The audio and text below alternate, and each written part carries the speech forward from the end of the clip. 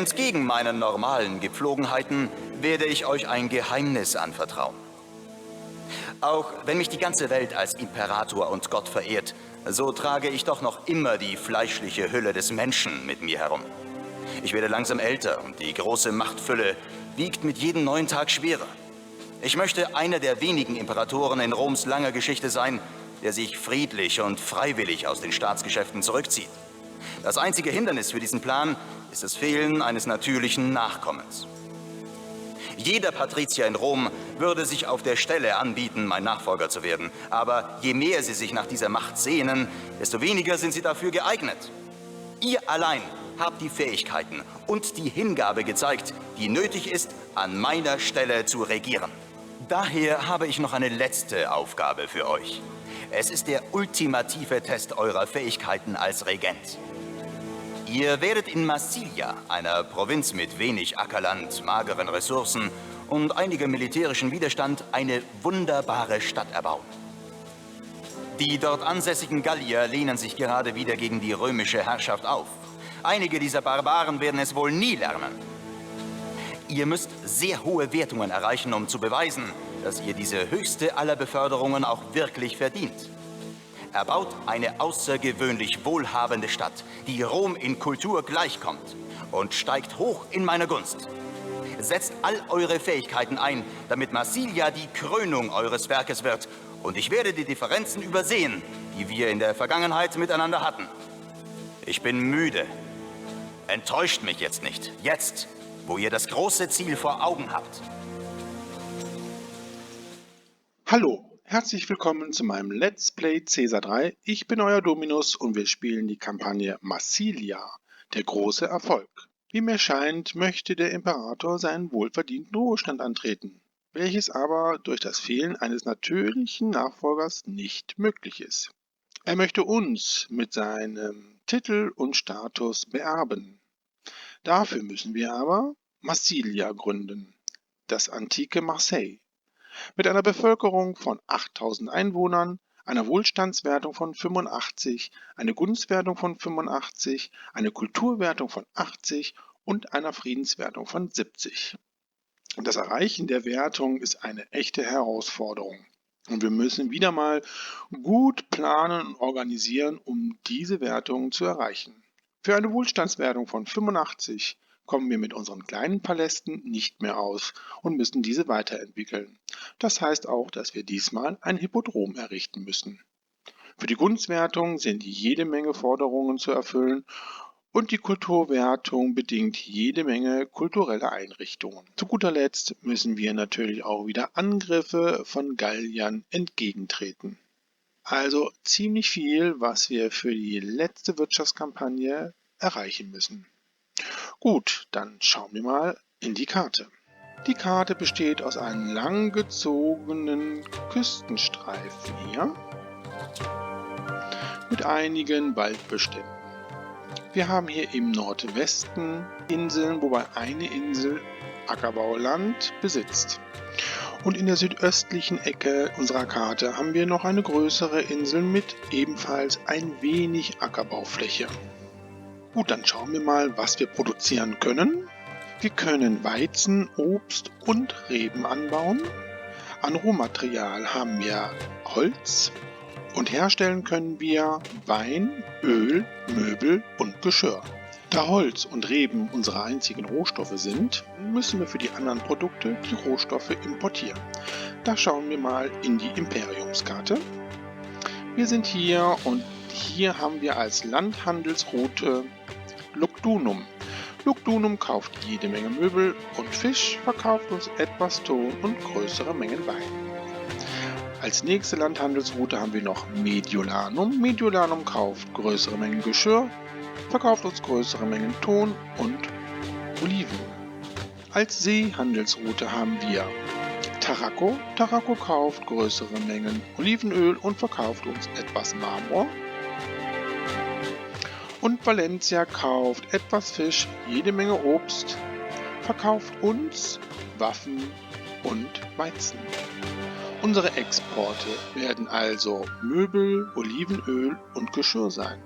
mit denen wir gute Gewinne erzielen können. Allerdings benötigen wir diese Güter auch für die Entwicklung unserer Stadt.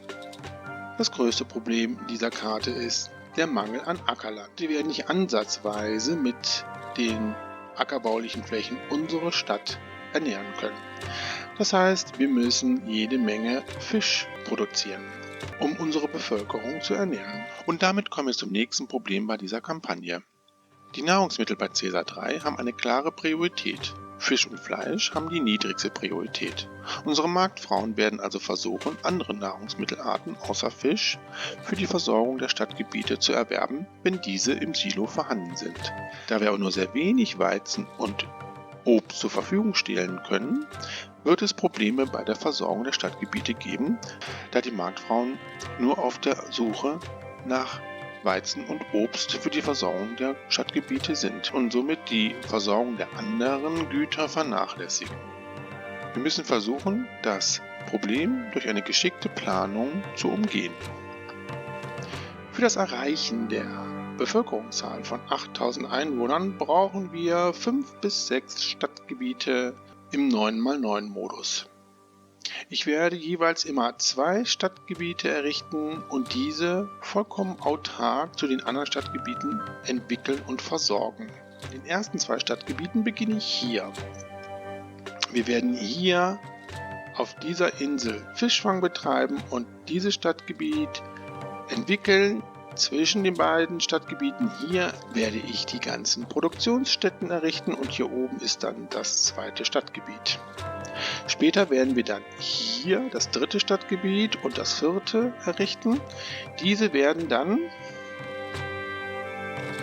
hier über diese Inseln mit Fisch und mit Weizen versorgt und über das Produktionsgebiet in der Mitte der ersten beiden Stadtgebiete versorgt. Später werden wir dann hier unser Villenviertel errichten. Das kann dann hier entsprechend versorgt werden mit all den Gütern, die es benötigt. Und hier werden dann die übrigen Stadtgebiete errichtet. Gut, so viel zum Plan. Beginnen wir nun mit dem Aufbau von Massilia. So, ich habe unser erstes Stadtgebiet errichtet und mit allem versorgt, was es benötigt. Arzt, Ingenieursposten, Präfektur und Wasser. Wir haben auch jetzt hier schon die Verbindung zu dieser Insel errichtet und die ersten Kai-Anlagen. Wundert euch nicht über das Vermögen der Stadtkasse. Da das die letzte Mission ist, habe ich mein gesamtes Sparguthaben der Stadt gespendet. Und habe auch selber mein Honorar runtergeschraubt, sodass der jährliche Verlust von der Gunst auch geringer ausfällt.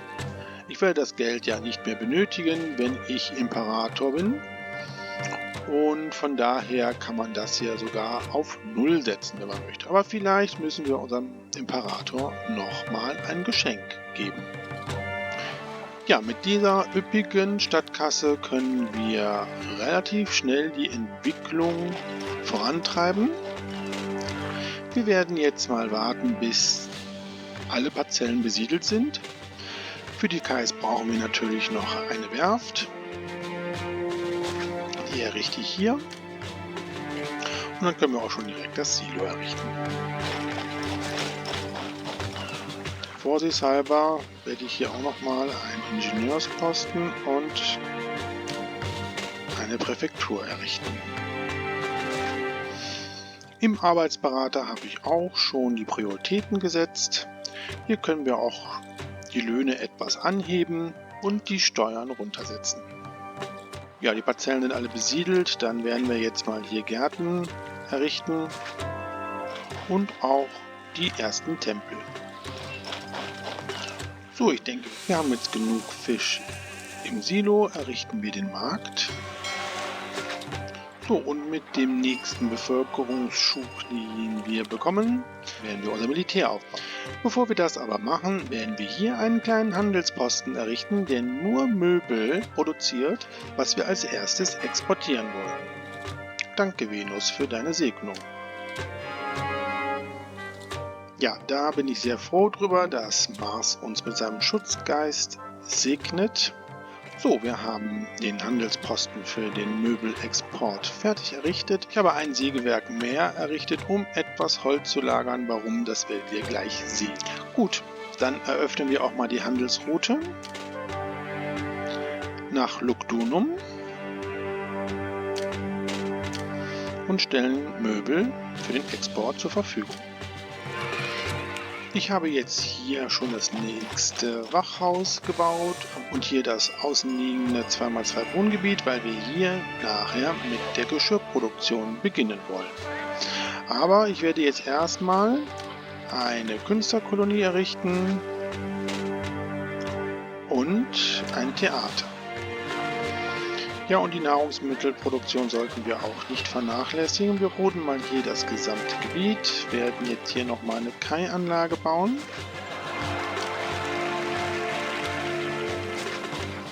Und wie ich ja eben erwähnt hatte, möchte ich gerne unser Militär aufbauen. Das heißt, Militärakademie und Kaserne.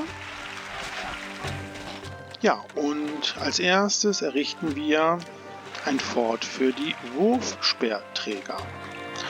Das errichte ich hier in dem Bereich. Und mir ist aufgefallen, dass ich bei den ganzen Kampagnen ab und zu statt Wurfspeerträger Sperrwurfträger gesagt habe, was natürlich keinen Sinn macht. Ich denke mir mal, ich werde mich jetzt wirklich disziplinieren, Wurfspeerträger zu sagen. Ja, ich finde, unsere Stadtentwicklung ist sehr gut. Beginnen wir jetzt hier mit der Geschirrproduktion. Dafür werde ich aber jetzt das zweite Stadtgebiet schon errichten. So, die Grundform haben wir jetzt hier schon errichtet. Das neue Stadtgebiet hat jetzt erstmal nur diesen außenliegenden Wohnblock errichtet, weil wir jede Menge Arbeitslose haben. Das werden wir jetzt mal ganz schnell ändern, indem wir erstmal ein Silo errichten. Das Silo wird Fisch fordern. Dann baue ich hier ein Lagerhaus hin. Das Lagerhaus wird Möbel fordern. Wir produzieren im Moment jede Menge.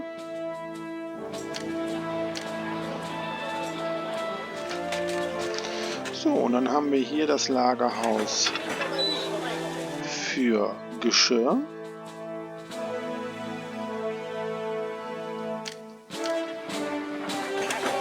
Und das Lagerhaus für Ton. So, dann werden wir auch jetzt direkt die Handelsroute nach Mediolanum eröffnen und Geschirr exportieren. Dafür müssen wir natürlich Ton importieren. So, und dann bauen wir mal direkt 6 Töpfereien. Ja, das sieht sehr gut aus. Das gefällt mir. Dann können wir hier für das erste Stadtgebiet auch schon direkt den zweiten Markt errichten. So, und mit dem Erreichen der Bevölkerungszahl von über 1000 sind unsere Gottheiten jetzt auch schon nicht mehr ganz so glücklich. Jawohl. Also erstmal werden wir mal ein Fest abhalten für Merkur. Den Schutzgeist des Marses haben wir ja schon. Und dann errichten wir nochmal eine Runde Tempel. Denkt daran, jetzt mit den neuen Handelsrouten eure Lagerhäuser wieder entsprechend einzustellen. Ich habe jetzt für diese beiden Stadtgebiete hier eine Möbelproduktion errichtet. 2 Stadtgebiete ergeben mal eine Einheit, die ich entsprechend separat versorgen werde mit Nahrungsmitteln und Gütern. Daher werde ich jetzt hier auch nochmal ein Lagerhaus bauen. So, dieses Lagerhaus wird Möbel annehmen, Öl fordern, weil Öl wird über eine Seehandelsroute exportiert. Und ich werde jetzt direkt auch die Handelsroute nach Tarraco entsprechend öffnen und auch nach Valencia. So, für die Seehandelsrouten muss ich natürlich das Dock errichten. Das kommt genau hier hin. Und mit Mit den Seehandelsrouten, die ich jetzt eröffnet habe, kann ich auch entsprechend Waffen importieren und Marmor. Die beiden Sachen lasse ich dann auch entsprechend offen. Aber wieder mal müssen alle Lagerhäuser entsprechend umgestellt werden.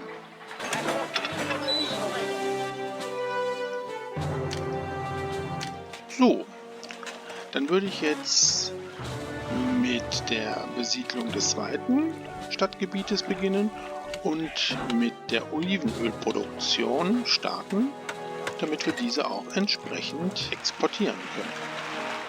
Ja, und mit dem Export von Olivenöl können wir auch dann Waffen importieren, um unsere ersten Legionäre auszubilden. Das zweite Stadtgebiet habe ich jetzt entsprechend parzelliert. Ja, und wir müssen wieder höhere Löhne zahlen. Aber da wir ja sowieso schon mehr bezahlen als Rom, ist das soweit in Ordnung. Dann machen wir jetzt doch mal hier 32 Dinari. Ja, die Entwicklung von dem zweiten Stadtgebiet startet auch schon relativ schnell. Und wie wir sehen, jede Menge neuer Bürger in unserer Stadt. Dann können wir mit der Olivenölproduktion beginnen. So, unsere Olivenölproduktion habe ich jetzt hier entsprechend etabliert. Das Lagerhaus nimmt die Oliven an und dieses das Olivenöl. So, dann brauchen wir jetzt eigentlich nur noch Oliven importieren und das Olivenöl wird exportiert. So haben wir jetzt alle drei Exportgüter in der Produktion und ich denke mir mal, dass wir damit jetzt schon gute Gewinne erzielen können. Wichtig ist auch jetzt, da wir dieses Stadtgebiet jetzt hier auch entwickeln, dass wir die Nahrungsproduktion entsprechend anpassen. Hier haben wir jetzt noch Platz für ein paar Kai-Anlagen.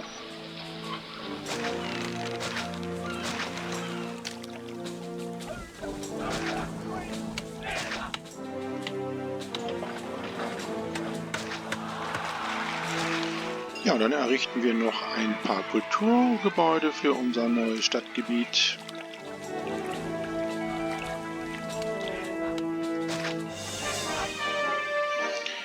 Ja, und wir haben den ersten Aufstand.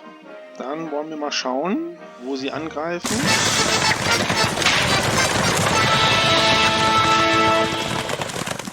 Und gleichzeitig will der Imperator 10 Einheiten Holz haben. Dann wollen wir mal schauen. Ja, da greifen unsere Aufständler an. Mittlerweile hatte ich noch ein zweites Fort errichtet. Dann schicken wir die mal dorthin. Ja, und der Imperator kriegt sein Holz. Das war der Grund, weswegen ich ein separates Lagerhaus für Holz einrichten ließ. Weil ich wusste, dass die ersten Forderungen Holz sein würden. Okay, das können wir direkt wegschicken. Haben wir das schon mal erledigt. Ja, und der Geist des Marses haben wir ja noch, der unsere Stadt bewacht. Ja, das war's wohl gewesen von den Aufständlern. Dann können unsere Wurfspeerträger auch wieder zurück zum Fort. Gut, ja, das haben wir doch gut überstanden. Jetzt, wo wir auch gut exportieren, werde ich das erste Fort für unsere Legionäre errichten. Das kommt dann hier hin. Ja, und dafür müssen wir natürlich Waffen importieren.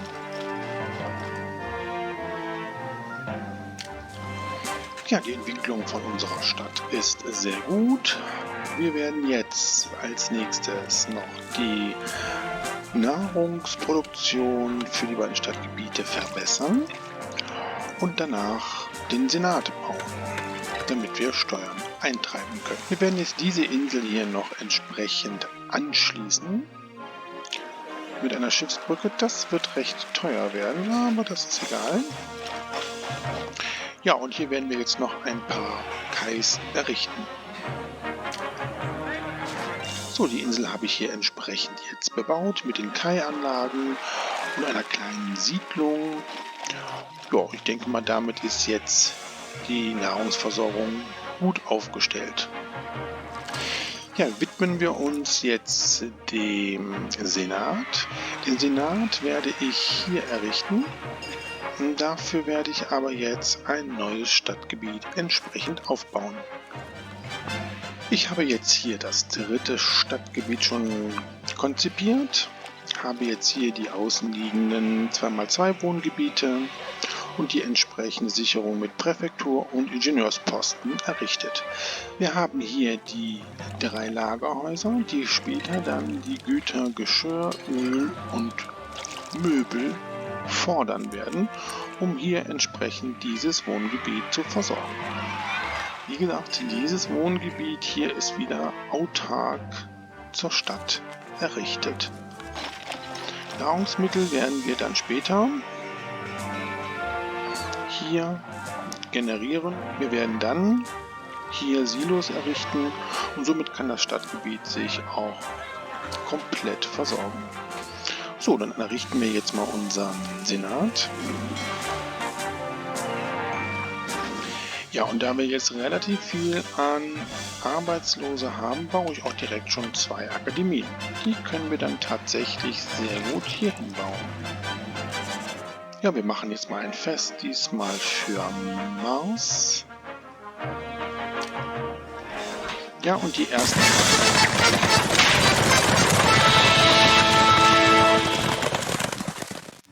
Diesmal möchte der Imperator 20 Einheiten Holz haben.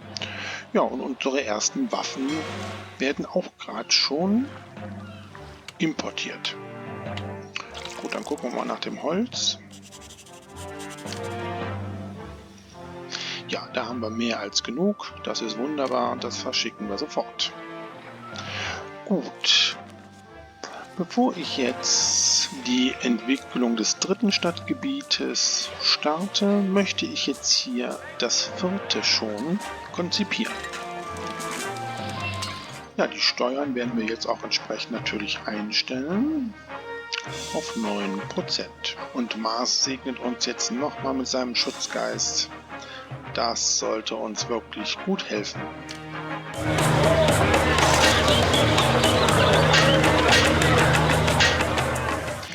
Ja, das erste Mal werden wir von den Feinden angegriffen. Wir werden mal die Geschwindigkeit direkt runtersetzen und schauen, wo sie angreifen. Okay. Ja, das sollte aber eigentlich für unsere Soldaten kein Problem sein. Wir haben ja mittlerweile auch schon Legionäre. Gut. Ja, das habt ihr gut gemacht. Dann könnt ihr zurück. Und dann bauen wir direkt nochmal das Fort für Legionäre. So, hier ist jetzt das vierte Stadtgebiet, was ich errichtet habe. Wir haben auch jetzt hier schon Silos errichtet, diesmal 2, weil ich dieses Stadtgebiet und auch was dann noch folgt, nicht nur mit Fisch versorgen werde, weil dafür sind die Fischplätze oder die Kaiplätze wohl zu wenig, sondern wir werden hier auf dieser Insel dann auch Weizen anbauen, also 2 Nahrungsmittel zur Verfügung stellen. Gut, jetzt können wir aber die beiden Stadtgebiete weiterentwickeln lassen, indem wir jetzt Badehäuser errichten und die Amphitheater und natürlich die Gladiatorenschule. So schnell sind unsere beiden Stadtgebiete entwickelt. Das sollte uns jetzt jede Menge neuer Bürger bescheren und Arbeitskräfte. Ja, und ich werde jetzt mal hier jeweils immer ein Limit einsetzen, damit wir uns hier nicht komplett leer verkaufen. Ja, wunderbar. Ich bin sehr zufrieden. Wir werden jetzt noch mal ein paar Tempel bauen, und zwar hierhin. So, ich denke, es wird auch jetzt mal Zeit, dass ich mir mein Haus hier errichte. Ja, das sieht doch ganz gut aus hier. Dann bauen wir noch mal 2 Akademien. Ja, und das Handelsnetz wird ausgedehnt, das heißt, Lugdunum kauft noch mehr Möbel. Das ist sehr gut. Okay, was ist jetzt der nächste Schritt? Wir werden jetzt dieses Stadtgebiet hier entwickeln und anfangen, unser Villenviertel zu errichten. Wir haben nun die Nahrungsversorgung für das dritte Stadtgebiet aufgebaut, hier mit den 4 Weizenfarmen, mit einer kleinen Siedlung. Hier haben wir die Silos entsprechend errichtet. So, und für die Entwicklung unseres Villenviertels werde ich jetzt hier mal ein paar Parzellen ausweisen, damit wir auch genügend Arbeitskräfte haben. Wir werden unser Villenviertel hier errichten. Hier kommt der Versorgungsbereich und hier natürlich die Farmen. Unser Villenviertel ist jetzt fertig konzipiert. Wir haben schon die nötigen Kultureinrichtungen gebaut, wie Schule, Bibliothek und auch Tempel. Wir haben hier das Versorgungszentrum mit den 3 Silos für Fleisch, Obst und Weizen und hier die Lagerhäuser, die die entsprechenden Güter fordern. Wir haben jetzt hier schon die ersten Farmen errichtet, Weizen und Obst, hier noch kleine Siedlungen und hier auch schon die Kais. Ich werde jetzt hier schon ein Weingut bauen. Hier das Lagerhaus für die Trauben.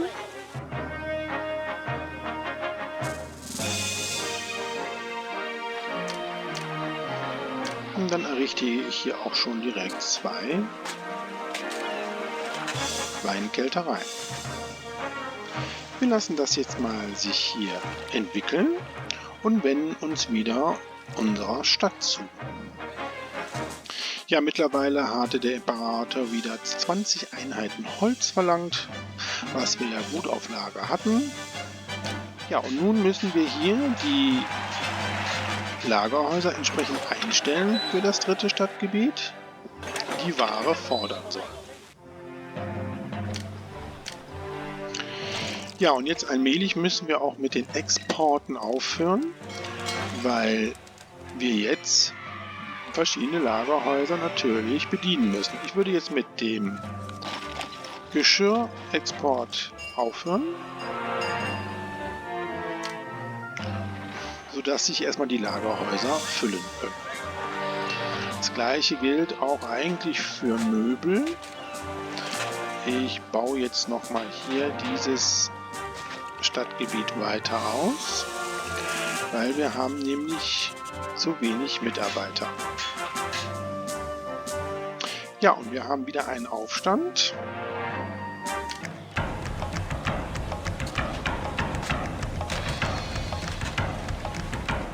Und schauen wir mal.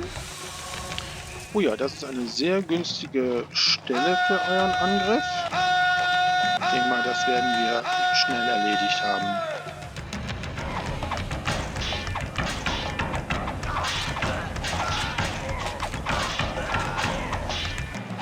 Ja, wer sich so eine ungünstige Stelle für einen Angriff aussucht, der darf sich nicht wundern. Okay, dann wieder zurück zum Fort. Ja, und Möbel werde ich jetzt auch erstmal nicht mehr exportieren. Da möchte ich gerne, dass die Lagerhäuser sich auch entsprechend auffüllen. Hier ist ein Silo abgebrannt, das ist schlecht, das müssen wir dann mal einstellen.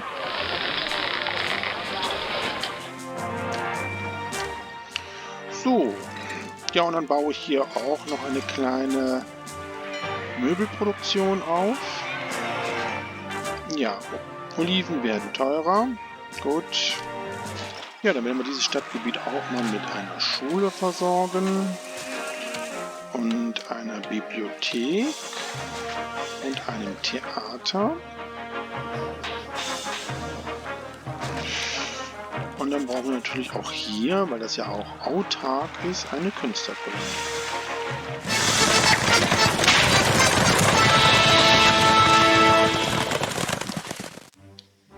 Nun fordert der Imperator wieder Truppen zum Schutz einer römischen Stadt.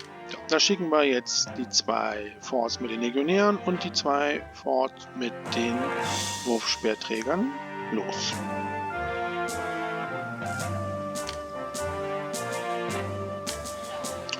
Gut, ja, widmen wir uns wieder unserer Stadt. Ja, die Entwicklung hier ist eigentlich sehr gut und ihr seht, wie schön sich hier die Lagerhäuser schon entsprechend füllen. Da müssen wir jetzt einfach den Export einmal runterschrauben. Sobald die Lagerhäuser wieder genug Güter haben, können wir sukzessiv den Export wieder starten. Gehen wir jetzt mal wieder zu unserem Villen. Ja, wir sehen, wir haben hier die ganzen Waren schon. Das können wir auch mal wieder jetzt erstmal ausschalten. Erstmal nur auf Annehmen gehen, weil so viel Ware brauchen wir noch gar nicht. Das können wir nachher wieder umstellen. Geschirr würde ich jetzt mal lassen. Das ist das, was man jetzt als erstes braucht. Hier brennt es. Das ist natürlich auch nicht so gut. Dann machen wir jetzt hier noch eine Präfektur hin.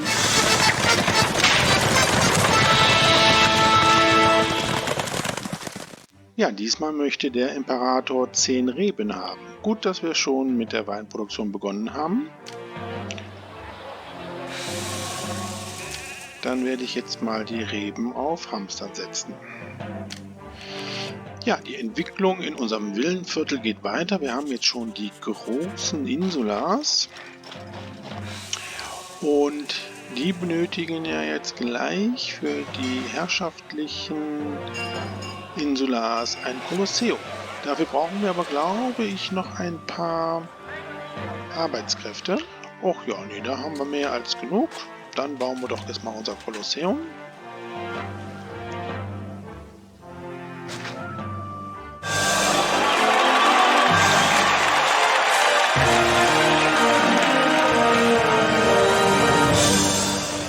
Ja, und wir haben die 5000 Einwohner-Marke geknackt.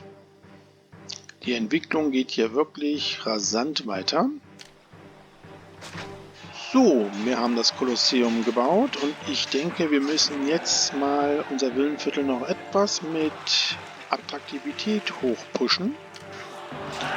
Das machen wir ja immer mit den großen Statuen.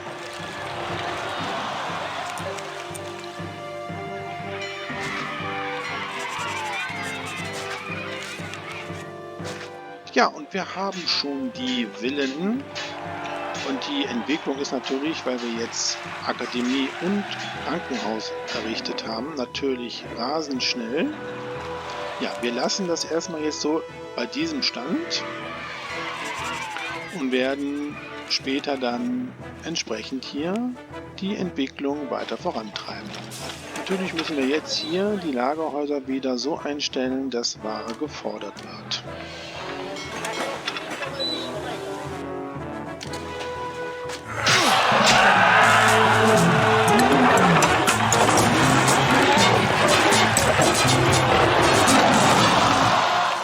Ja, das Kolosseum ist einsatzbereit. Dann können wir jetzt hier die Entwicklung auch weiter starten mit dem Amphitheater und natürlich der Gladiatorenschule.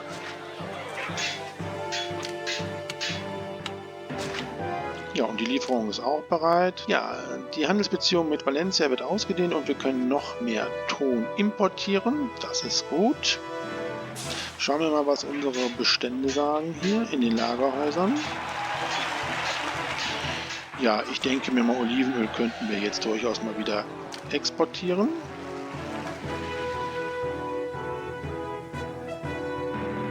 Ja, und Geschirr und Möbel lassen wir erstmal noch ein bisschen. Ich denke mir mal, wir werden uns jetzt dem 4. Stadtgebiet widmen. Marmor können wir jetzt auch in größeren Mengen kaufen, was wir bis jetzt noch gar nicht gemacht haben. Aber das werde ich jetzt mal nachholen, weil ich ja wieder Orakel bauen möchte. Dann importieren wir jetzt mal Marmor. So, hier ist unser 4. Stadtgebiet. Wir werden jetzt mal hier die Weizenproduktion vorantreiben. Und zwar hier auf der Insel. Dafür müssen aber erstmal diese Schafe hier beseitigt werden. Ich habe nämlich hier noch ein Fort mit den Wurfspeerträgern. Die können jetzt entsprechend diese Schafe beseitigen. So, ich werde jetzt hier auch noch einen Dock errichten, weil ich später noch Weizen importieren möchte.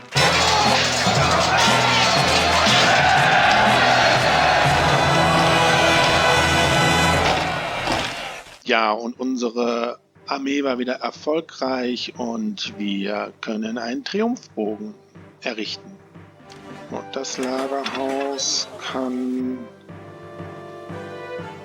Möbel annehmen und Weizen.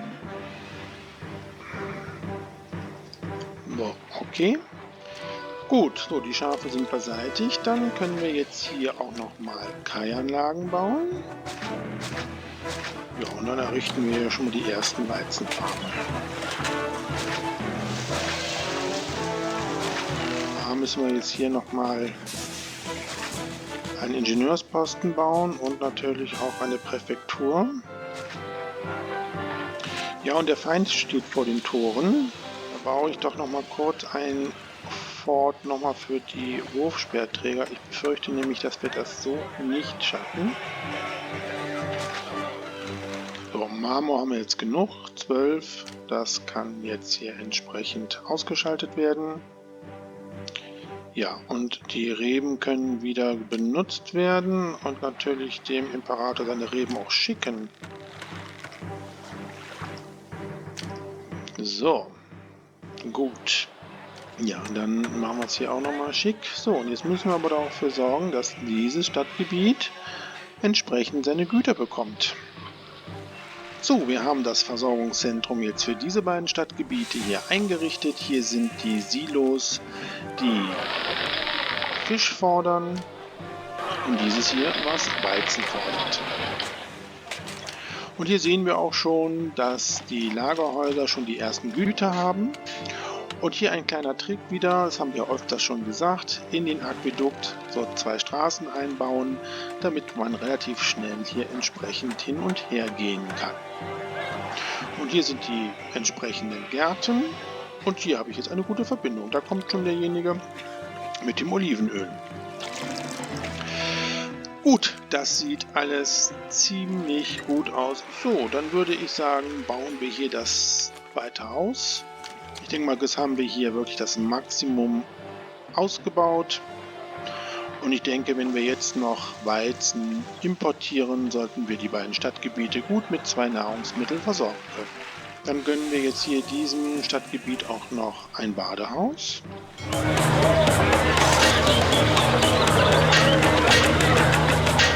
Ja, und die feindliche Armee steht wieder vor den Toren unserer Stadt. Gott sei Dank sind unsere Soldaten zurückgekommen, sodass wir mit voller Stärke dem Kampf entgegentreten können.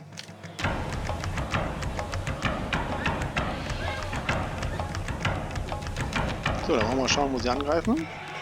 Oh, das ist aber nicht gut. Dann müssen wir aber ganz schnell agieren.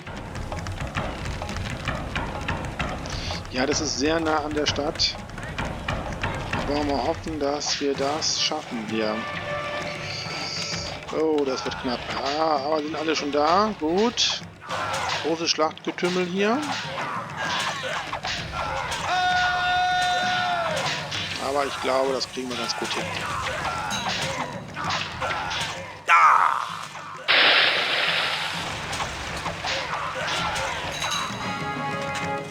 Gut, der Geist des Marses hilft uns noch.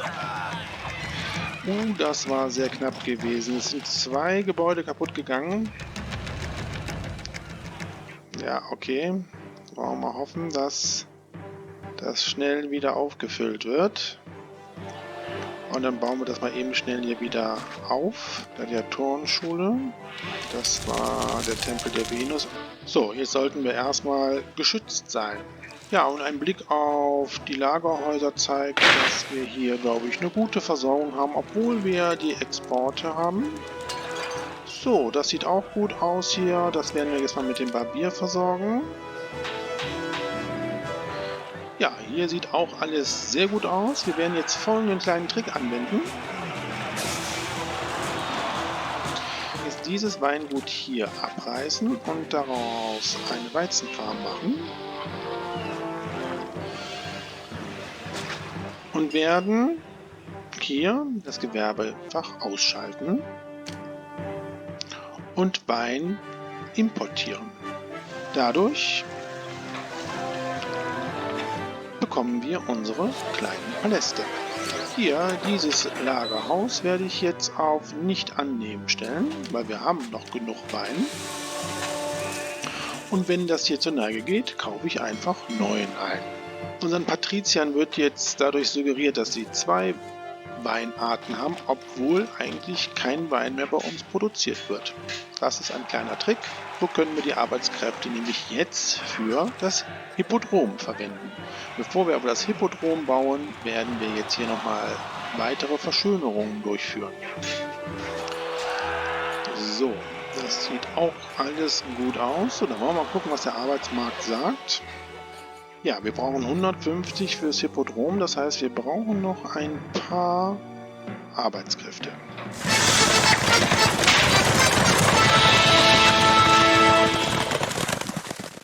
Ja, und der Imperator möchte jetzt tatsächlich Wein haben. Ja, da fehlt uns leider ein bisschen was, aber das macht nichts. Ich werde jetzt einfach das hier wieder auf Annehmen. Und dann werden wir auch Wein entsprechend importieren. Das sollte kein Problem sein. Ja, wir haben wohl jetzt genug Wein im Lager. Dann kann das auch weg. So, ich habe jetzt das letzte, das 5. Stadtgebiet jetzt auch schon entsprechend mal parzelliert zur Hälfte. Ich werde jetzt hier nochmal die Gärten setzen und schon einen Markt, damit er sich entsprechend versorgen kann. Ja, und ich werde jetzt mal hier unseren Triumphbogen hinsetzen. Den haben wir ja hier. Das sieht doch schick aus. Ich wollte doch mal direkt hier nochmal schöne große Statuen vor. Ja, 185 Arbeitslose. Das Hippodrom kann jetzt gebaut werden. Spannung. Wir werden es entsprechend hierhin bauen. Ja, bitte, danke, gern geschehen. So, dann machen wir das hier nochmal ein bisschen so. Bauen hier nochmal das ein bisschen breiter. So, dann machen wir da noch ein paar Verschönerungen. Ja, und dann brauchen wir natürlich noch den Wagenbauer. Den errichten wir dann hier. Nee, nicht da, sondern da. So, und jetzt bin ich sehr gespannt, wie es aussieht. Und wir haben schon die mittleren Paläste. Wir müssen jetzt warten, bis die ersten Streitwagen zu dem Hippodrom fahren. Da ist er schon. Ja, und da sehen wir, wie jetzt sich die Paläste entwickeln. Das sieht einfach fantastisch aus. Ja, die können sich natürlich nicht entwickeln, weil wir ja hier die kleinen Statuen gebaut haben. Das werden wir jetzt mal direkt ändern.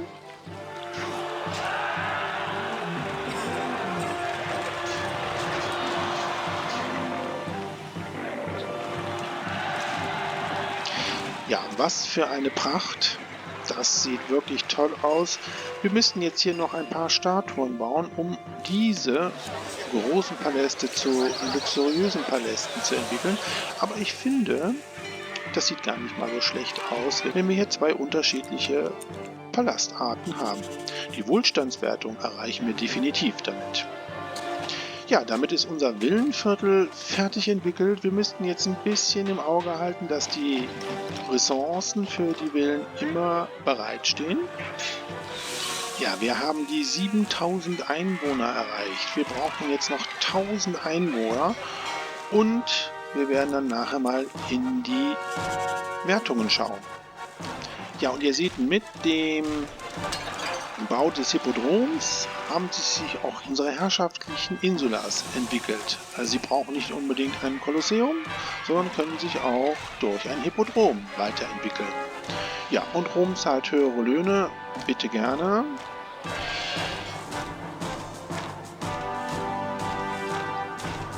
So, und ich werde jetzt hier den Export stoppen von Öl. Wir exportieren jetzt gar nichts mehr. Wir haben jetzt nur noch Import. Aber wenn ich jetzt mal hier in die Finanzen gucke, da sieht man, was wir an Steuereinnahmen haben. Und damit können wir gut unsere Ausgaben finanzieren. Ja, das sieht wirklich super aus. Ihr merkt wieder, ich bin restlos begeistert. Wir werden jetzt mal hier das letzte Stadtgebiet noch entsprechend parzellieren. Und dann werden wir mal auf unsere Wertungen schauen. Ja, unsere Kulturwertung, da haben wir noch wirklich einiges vor, aber wir müssen ja auch noch einige Stadtgebiete entsprechend versorgen. Die Wohlstandswertung steigt jetzt, Friedenswertung ist leider etwas gesunken durch den letzten Angriff, ja, und die Gunstwertung ist top. Wir werden jetzt dieses Stadtgebiet auch voll entwickeln lassen. Dann werden wir mal schauen, wie viele Einwohner Massilia hat und werden entsprechend noch Kultureinrichtungen bauen. Wir nähern uns der Kampagne allmählich dem Ende. Wir haben mittlerweile über 8500 Einwohner in Massilia. Die Stadtgebiete haben sich alle wunderbar voll entwickelt und wir schauen jetzt mal die Wertungen an. Die Kulturwertung haben wir geschafft mit 81 Punkten. Dafür haben wir 17 Schulen gebaut, 5 Akademien und 11 Bibliotheken. Bei der Unterhaltung haben wir 20 Theater, 6 Amphitheater, ein Kolosseum und ein Hippodrom. Und bei den Tempeln haben wir 9 pro Gottheit und 5 Orakel. Ja, schauen wir uns Massilia nochmal in Ruhe an. Hier fing unsere Entwicklung an mit diesem Stadtgebiet und diesem zweiten mit dem großen Produktionsviertel in der Mitte. Über diese Insel haben wir dann die Stadtgebiete mit Nahrung versorgt.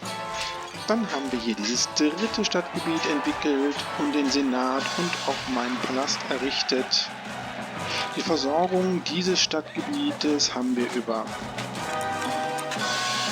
diese Insel sichergestellt. Bevor wir das Villenviertel errichtet haben, haben wir hier das vierte Stadtgebiet errichtet. Dieses wurde dann über diese Inseln mit Nahrungsmitteln versorgt. Hier haben wir unser tolles Villenviertel mit den luxuriösen Palästen und den großen Palästen. Hier unser großes Versorgungsviertel für das Villenviertel. Und hier die entsprechende Versorgung mit Lebensmitteln. Ja, uns bleibt jetzt nur noch abzuwarten.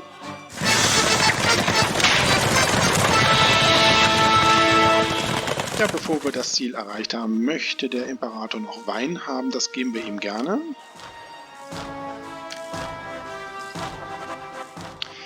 Ja, wir müssen jetzt noch das nächste Jahr abwarten, um die Wohlstandswertung und die Friedenswertung zu erreichen.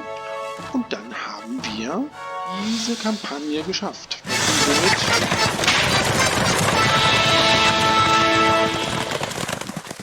Ja, der Imperator möchte nochmal unsere Truppen zum Schutz einer römischen Stadt bekommen. So, schicken wir die 4 Einheiten nochmal zu. Ja, das Jahr ist jetzt fast vorbei. Wir haben Dezember und mit dem letzten Blick auf unsere wunderschöne Stadt Massilia, die letzte Stadt der Wirtschaftskampagne, beenden wir nun unsere Karriere. Wir haben es geschafft. Der Imperator kann uns nicht mehr befördern. Wir haben seinen Platz eingenommen als Imperator und haben nun den Gottstatus erreicht. Und diesen akzeptieren wir natürlich gerne.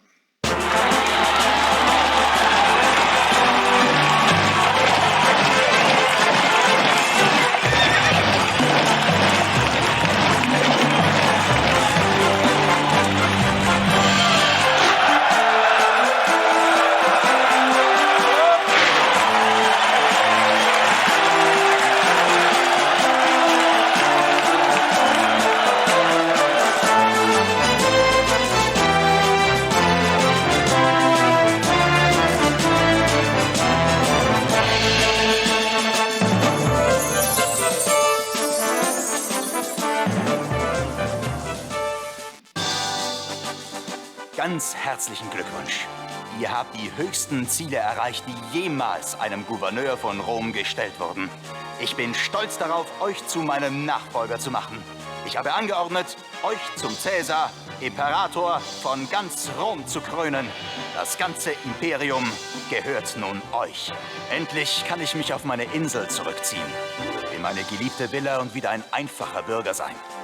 Möge euer Name für immer einen Platz im Pantheon von Roms größten Herrschern haben. Ave Caesar!